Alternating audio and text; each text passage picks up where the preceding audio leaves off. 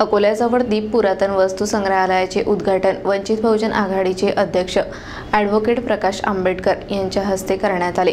प्राचीन ठेवा आणि संशोधनाचे महत्त्व अधोरेखित करणाऱ्या या संग्रहालयामुळे समाजातील जिज्ञासू वृत्तीला चालना मिळेल असा विश्वास व्यक्त करण्यात आला। अकोल्यातील बाभुळगावजवळ दीप पुरातन वस्तू संग्रहालयाचे उद्घाटन वंचित बहुजन आघाडीचे राष्ट्रीय अध्यक्ष ॲडव्होकेट प्रकाश आंबेडकर यांच्या हस्ते करण्यात आले। नागपूर येथील आर्किटेक्ट संदीप कांबळे यांच्या संकल्पनेतून आणि अकोल्यातील उद्योजक प्रदीप नंद यांच्या सहकार्याने उभारण्यात आलेल्या या संग्रहालयामुळे प्राचीन संस्कृती, संशोधन आणि कलेच्या जतनासाठी महत्त्वाची भूमिका बजावली जाईल। उद्घाटन प्रसंगी ॲडव्होकेट आंबेडकर म्हणाले की आज कृत्रिम बुद्धिमत्तेच्या प्रभावामुळे माणसाची जिज्ञासू वृत्ती कमी होत चालली आहे। एका क्लिकवर सर्व माहिती उपलब्ध होत असल्याने बुद्धीला चालना मिळेनाशी झाली आहे। अशा परिस्थितीत दीप संग्रहालय हे संशोधन आणि प्राचीन ठेव्यांच्या जपणुकीसाठी उपयुक्त ठरेल। विशेषतः लहान मुलांमध्ये आणि युवकांमध्ये कुतूहल निर्माण करण्यासाठी हे संग्रहालय महत्त्वपूर्ण ठरेल। आंबेडकर यांनी अकोल्याच्या मोरणा नदीच्या विकासाचा अभाव आणि शहरातील विस्कळीत व्यवस्थेवर टीका केली। त्यांनी शहराच्या सांस्कृतिक वारशाचा उल्लेख करताना सांगितले की अशा प्रकारच्या संग्रहालयांनी सामाजिक आणि सांस्कृतिक जाणीव वाढवण्यासाठी योगदान द्यावे। कार्यक्रमाला उपस्थित मान्यवरांमध्ये आर्किटेक्ट संदीप कांबळे, डॉक्टर माधव देशमुख, बाळासाहेब आंबेडकर यांचा समावेश होता। यावेळी संग्रहालयाच्या उभारणीसाठी योगदान देणाऱ्यांचा सत्कार करण्यात आला। आर्किटेक्ट संदीप कांबळे यांनी संग्रहालयाच्या उभारणीसाठी केलेले प्रयत्न आणि त्याला प्रदीप नंद यांनी दिलेल्या साथीसाठी आभार मानले।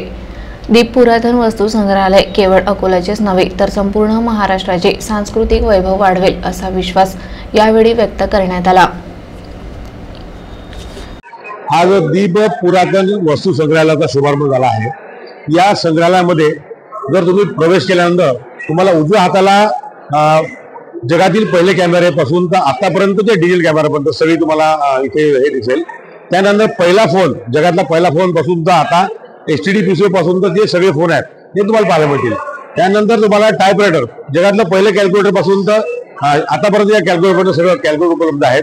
त्यानंतर तुम्ही आले तर पहिला टेलिप्रिंटर जो होता, जेव्हा रेल्वेमध्ये टेलिप्रिंटर उभं करायचा तो टेलिप्रिंटर आहे। आजच्या पिढीला या गोष्टी ज्या कळणार नाही आहेत, ग्रामोफोन सारख्या वस्तू आहेत या सुद्धा आजच्या पिढीला पाहायला मिळणार नाही आहेत। नंतर काचीची भांडे, मातीची भांडे जी होती ते पण इथे आहेत। जुने माप, किलोचे, 2 किलोचे पाव शेराचे जे माप आहेत ते माप सुद्धा पाहायला मिळतील।